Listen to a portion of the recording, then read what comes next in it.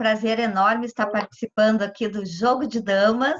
Muito Oi, bom. Saravá, Saravá, Eliane, obrigada por ter vindo. A Eliane é uma jornalista, ela é atualmente coordenadora de comunicação da bancada do PT na Assembleia Legislativa do Rio Grande do Sul e é secretária de comunicação da Executiva Estadual do PT do Rio Grande do Sul.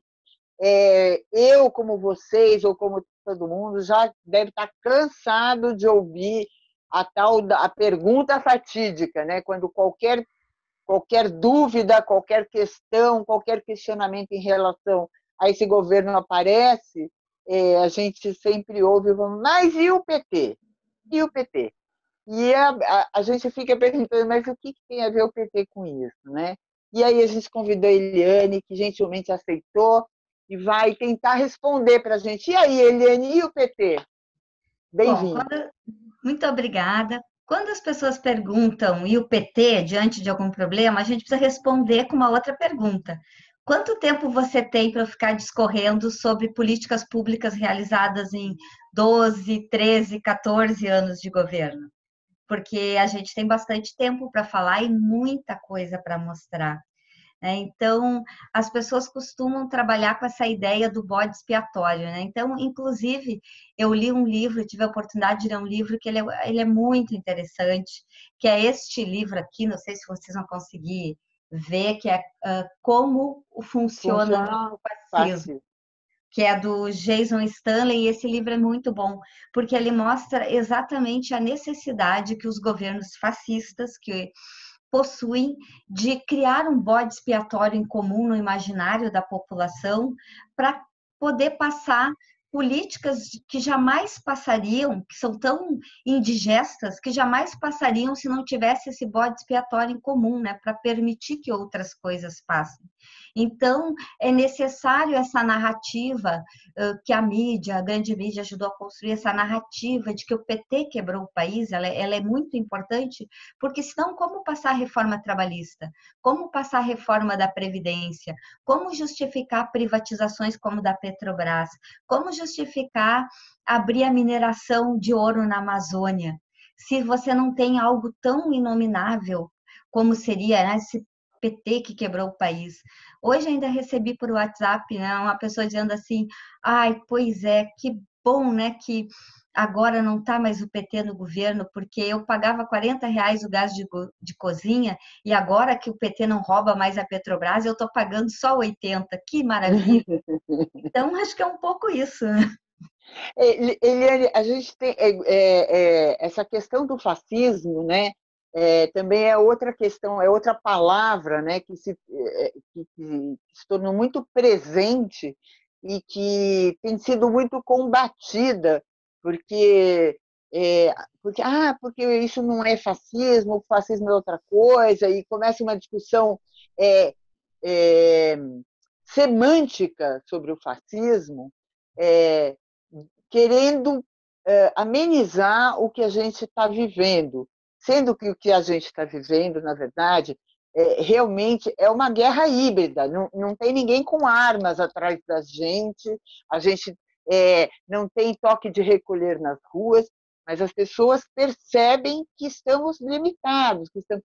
Então, assim, eu queria que você falasse um pouquinho dessa questão, desse novo fascismo que a gente está vivendo, porque, na verdade, não é o fascismo tradicional, o fascismo dos anos 40 que a gente está vivendo.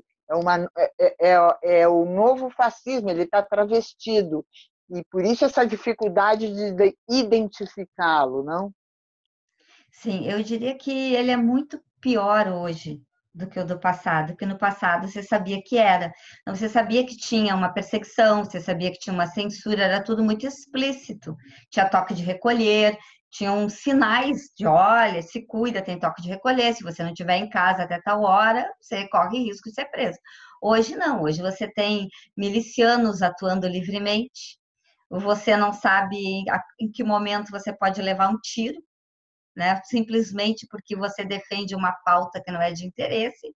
Você tem 30% de corte do orçamento das universidades públicas porque elas fazem balbúrdia, né? Então, agora fazer ciência, pesquisar a cura de doenças e outras tantas coisas importantes que são produzidas nas nossas universidades viraram sinônimo de balbúrdia. Então, eu diria que hoje a situação é muito mais grave, né? A gente vê que tem censura à imprensa, tem censura a quem divulga algo diferente e tem, sim, ameaça de morte.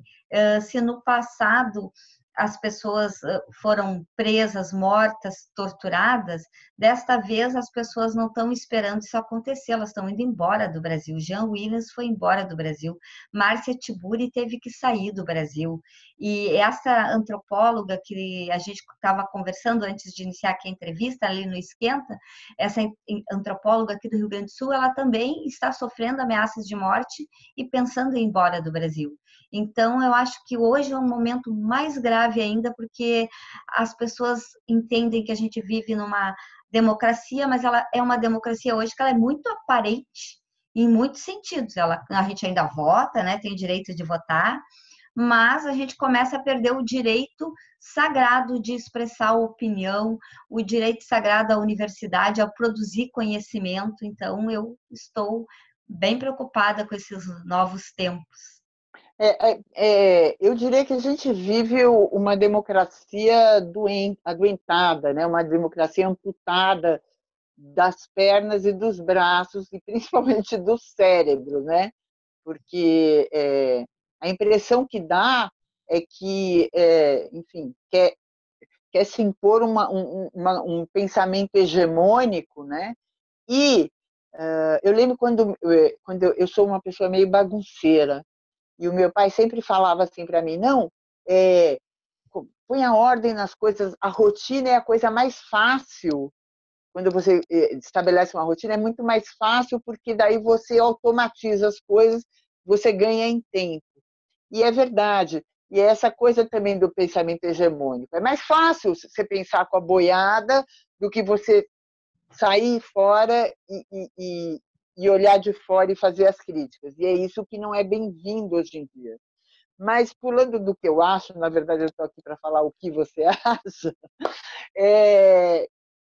enfim, Eliane, a visão do PT, eu queria saber, a visão do PT deste momento. O PT foi retirado do poder pelo voto, né? Ele foi retirado do poder pelo voto. Isso é bom e é ruim. O que é bom e o que é ruim? Bom, eu acho que o PT não foi retirado do poder pelo voto, né? Ele foi retirado por um golpe. Sem o golpe, talvez o PT estivesse no poder. Porque é importante, nós tivemos uma reunião do nosso diretório estadual do PT do Rio Grande do Sul neste sábado, e inclusive aprovamos uma resolução política onde nós tratamos deste tema, né? Teve um ambiente de um golpe que começou com o impeachment da presidenta Dilma, né? E que teve um golpista que tomou o poder, que foi o Temer, uma prisão do candidato colocado em primeiro lugar nas pesquisas, que é o ex-presidente Lula, sem nenhum crime comprovado contra ele, apenas por convicção. Né? E este ambiente onde você tira uma presidenta legitimamente eleita do poder. Você prende o principal candidato do PT, que está em primeiro lugar nas pesquisas, sem que você tenha qualquer crime contra ele que justifique a prisão dele, é esse ambiente que prepara as eleições de 2018 e que leva à vitória do Bolsonaro. E a maior prova desse complô é que o juiz, né, o juiz que manda prender Lula, ele é beneficiado e ele é premiado com o cargo de ministro, o que ele aceita bem faceiro, né? Está lá e parece que não está nem um pouco arrepiado com as atrocidades que estão sendo cometidas e com os ataques à Constituição Federal que o seu presidente da República tem feito, né? Só a própria proposta do Moro, do pacote anticrime, só o pacote anticrime dele, segundo a OAB, fere mais de 10 artigos da Constituição Federal. Parece que endossa o governo Bolsonaro, né, esse pacote. Endossa o governo e, na verdade, tenta colocar um ar de legalidade em todas as arbitrariedades que ele cometeu no processo contra o Lula. Então, ele tenta agora legalizar o que ele fez antes, que não tinha aspecto legal. Então, eu acho que este é um aspecto muito negativo para o país, porque o país viveu um golpe, aí ele retrocedeu o passado, né? E essa é uma questão que fere a nossa democracia, abre um cânion na nossa democracia, digamos assim, né? O lado positivo que eu vejo, porque todas as questões, né, tem sim lições positivas, né, que a gente pode tirar.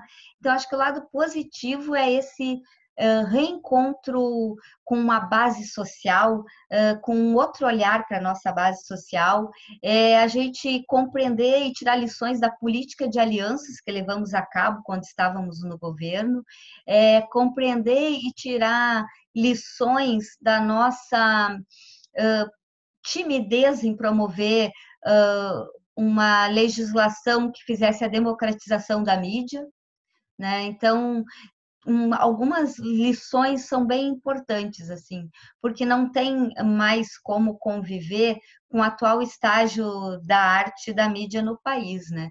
Se a gente for lembrar assim um pouco dos conceitos lá do que estudaram, né, os filósofos da escola de Frankfurt, a, a mídia, ela é uma indústria cultural. E se ela é uma indústria cultural, ela está a serviço do capitalismo, ela está a serviço desse capitalismo hoje, que é um capitalismo que não é mais industrial e produtivo, ele é um capitalismo Predador, né?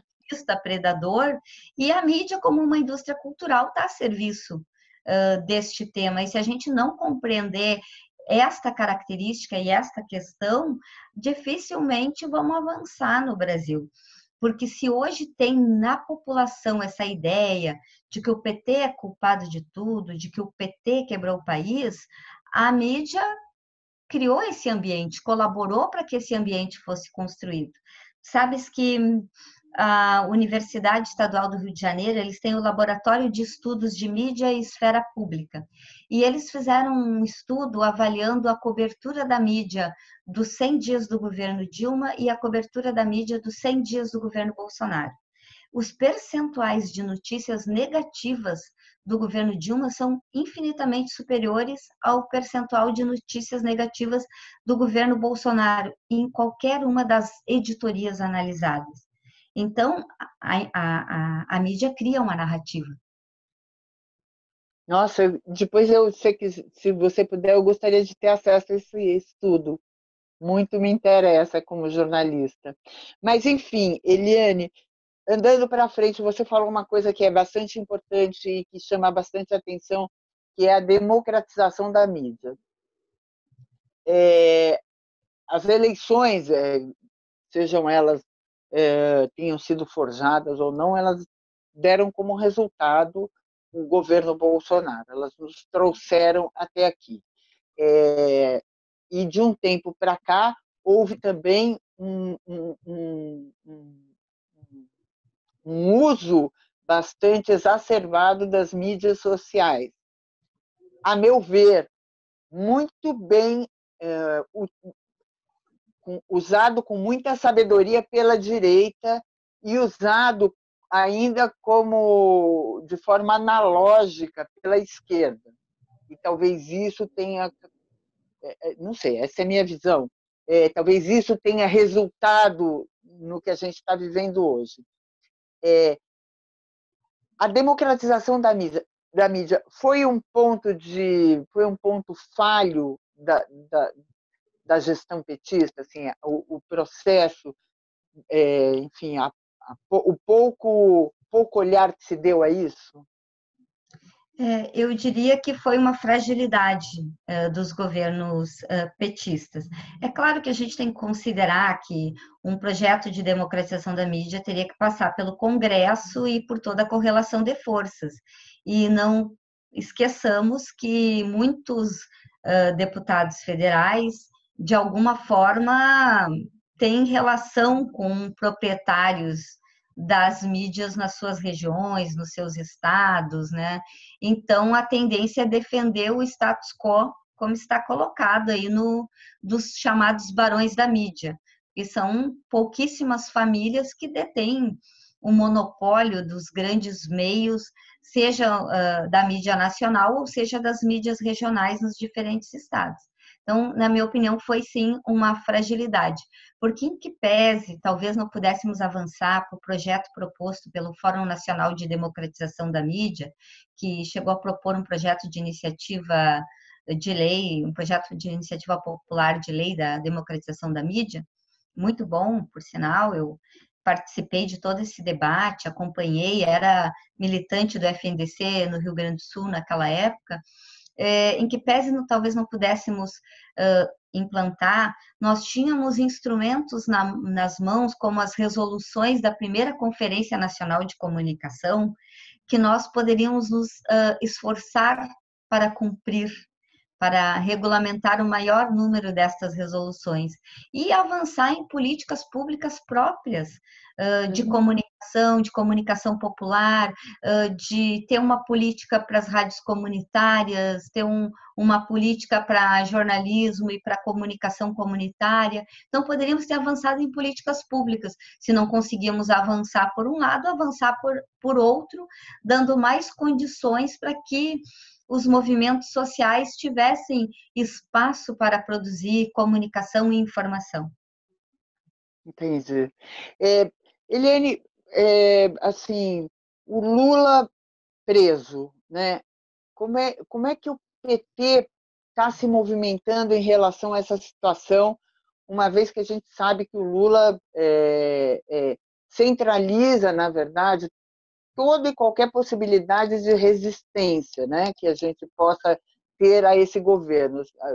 A pessoa, né, a persona do Lula, ela sintetiza exatamente toda a resistência que ainda possa existir. Ele preso, como é que o PT está se movimentando em relação a criar essa resistência diante dessa situação? Assim, eu não estou aqui querendo fazer conjectura, não, mas ele tem que sair, ou amanhã ele... Não, não é isso.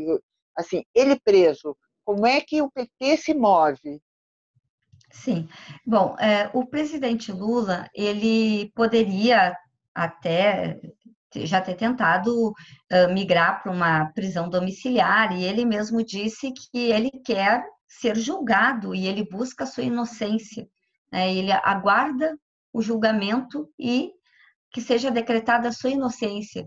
E ele está lutando por isso, e o PT luta pela liberdade do presidente Lula, mas pela liberdade que comprove o que o presidente Lula e o que a gente vem afirmando.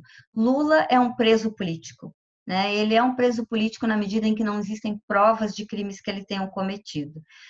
Fez um ano da prisão do Lula, a vigília Lula Livre em Curitiba, para quem não foi, eu recomendo, eu acho que é energizante, emocionante. Eu tive a oportunidade de ir lá num desses feriadões, né?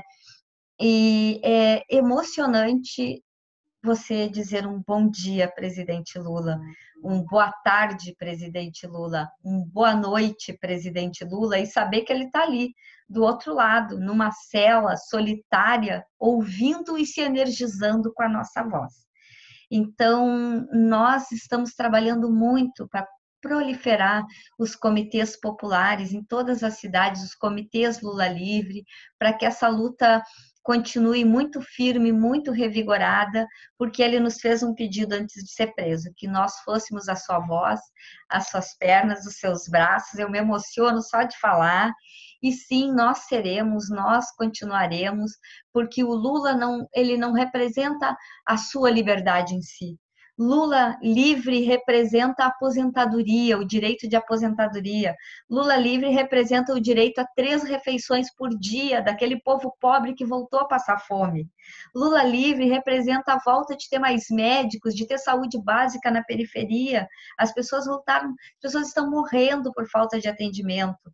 Então, se tu deixar, eu fico aqui fazendo toda uma fala, sabe? Lula livre representa o pobre, o negro na universidade pública com recurso, com dinheiro. E é isso que a gente precisa trabalhar, e é isso que o PT está empenhado em fazer, em mostrar para o povo brasileiro o que significa a liberdade do Lula. A gente começou essa entrevista falando um pouco dessa coisa dessa frase clássica que a direita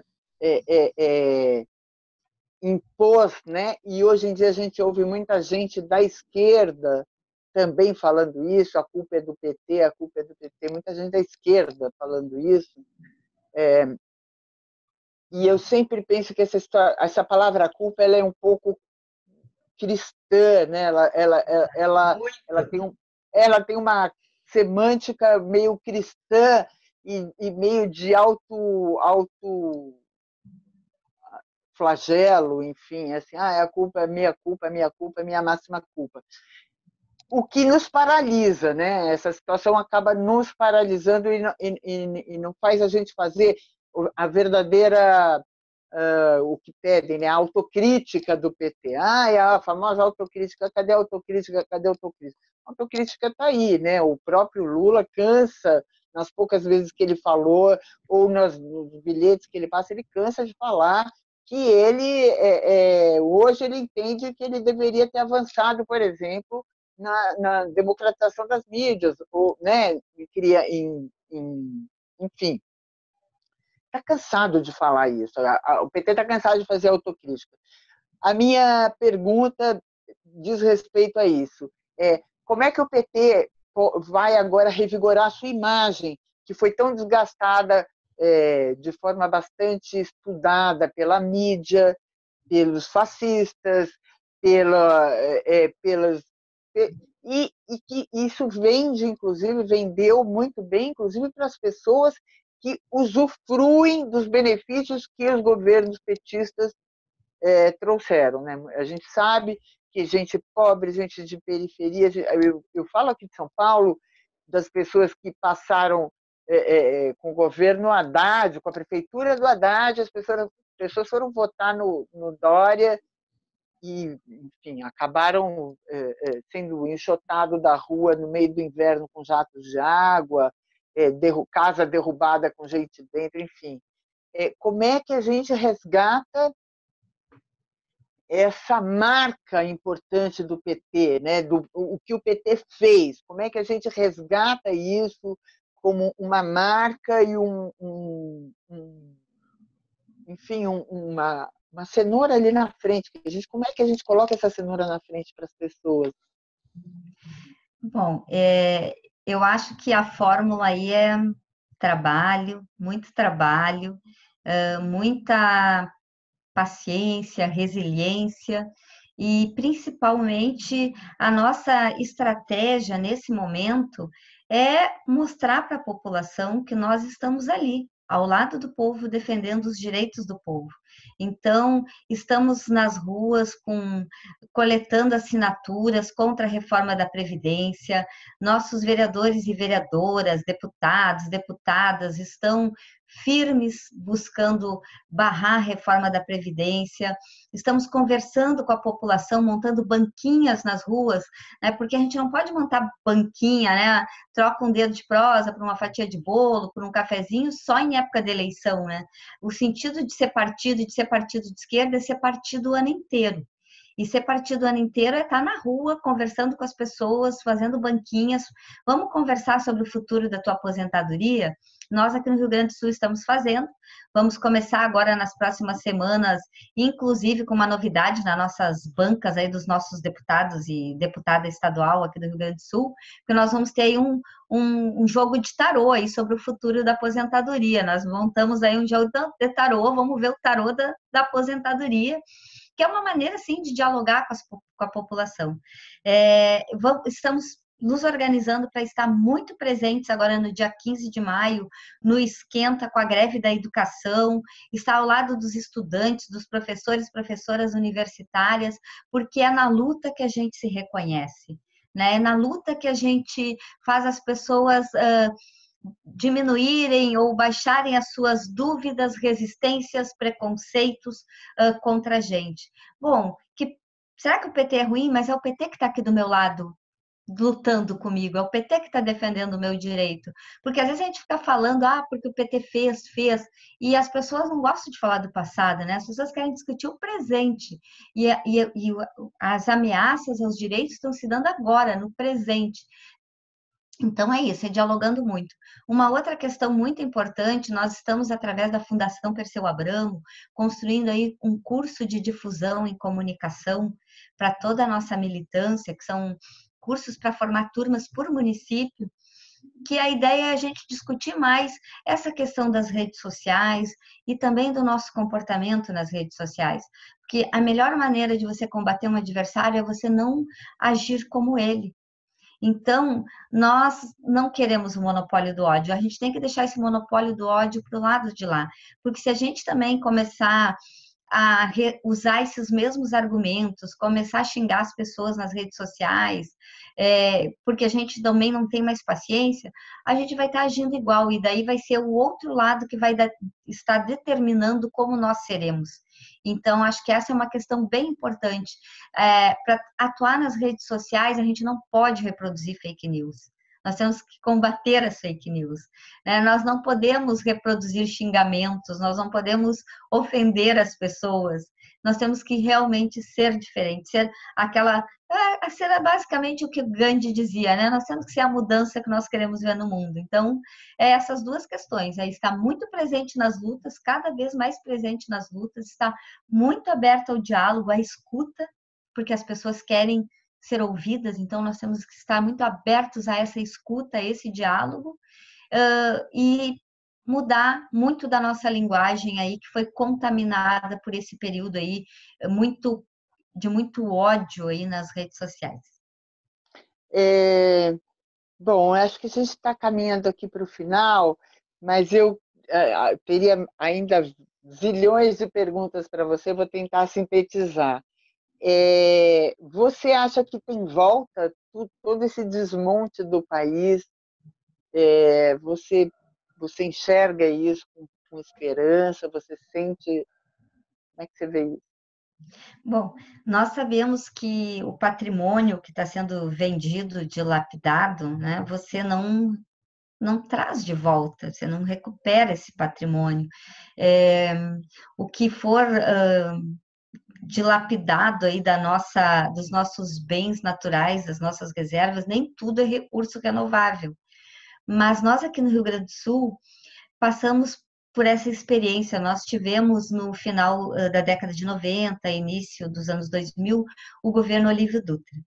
E o governo Olívio Dutra, ele assumiu o governo depois de um governo neoliberal que privatizou muita coisa no Estado, que deixou o Estado numa situação muito grave. E ele conseguiu fazer uma recuperação significativa em 4 anos. Depois, pela disputa, pela narrativa, pela forma como sempre a mídia organiza a narrativa aqui no Estado, nós perdemos as eleições. Se passaram mais 2 governos e, de novo, após um governo neoliberal, assim, bem agressivo do PSDB, o governo do PT reassumiu e, de novo, fez todo um processo de recuperação do Estado, conseguiu recuperar uma série de coisas. E daí o nosso companheiro que foi candidato ao governo em 2018, o Miguel Rosseto, ex-ministro, ele disse assim: parece que de tempos em tempos a população do Estado nos chama para recuperar o Estado, porque vem as pessoas e faz uma estragaria, faz uma lambança e o PT precisa voltar para recuperar. Então, como a humanidade, os bons são a maioria, eu acredito ainda que a maioria da população é de gente boa, é de gente séria, é de gente honesta, é de gente trabalhadora. Então, enquanto que os bons forem a maioria, tem volta, tem como recuperar, tem como esse país voltar a ser o que já foi e talvez ser ainda muito melhor. Gente, a gente conversou aqui com a Eliane Silveira, essa figura simpaticíssima, que traz, enfim, uma mensagem bastante importante, Eliane, assim, não só no sentido de otimismo, mas de um olhar pragmático mesmo, para tudo que a gente está vivendo, para essa sensação de impotência. A tua fala traz uma dose de energia extra para quem está se sentindo impotente. Tem muito o que fazer e a gente pode fazer. São o vira-votos, que é o que você está falando, que são essas bancadas. O vira-votos foi uma das coisas mais emocionantes que eu já participei, assim, se não foi aliás, teve duas coisas emocionantes. Foi o Vira-Votos e foi a ocupação das escolas aqui em São Paulo, quando as pessoas iam ajudar, enfim, foi uma coisa lindíssima. Eu acho que a gente precisa ter a gente precisa divulgar mais, eu acho que é o que você falou. Cabe a nós essa linguagem do amor, da solidariedade, da empatia, do estar junto, do acreditar, do manter a fé, que eu acho que é o que esse governo está querendo, é que a gente perca a fé mesmo, né? Que a gente perca as esperanças. E a coragem. E a coragem. O Dom Paulo falava isso, Dom Paulo Evaristo Soares, né? O que nos resta é a coragem. Eliane, eu não tenho palavras para agradecer essa entrevista linda que você nos concedeu. Esse é o Jogo de Damas JDD. Não deixa de se inscrever, não deixa de partilhar essa entrevista linda. A Eliane, ela coordena a comunicação da bancada do PT na Assembleia Legislativa do Rio Grande do Sul, e ela é da comunicação da Executiva Estadual do PT. Saravá, Eliane, que esse Brasil está precisando de um grande saravá de pessoas como você. Muito obrigada. O Jogo de Damas agradece de coração as tuas belas palavras. Saravá, um beijo grande, uma alegria enorme estar com vocês. Muito obrigada, sabe? Foi uma delícia conversar com você e, mais do que nunca, Lula livre. O Jogo de Damas está com Lula livre e não abre. Andar com fé eu vou, que a fé não costuma falhar. Andar com fé eu vou, que a fé não costuma falhar. Oh lá lá.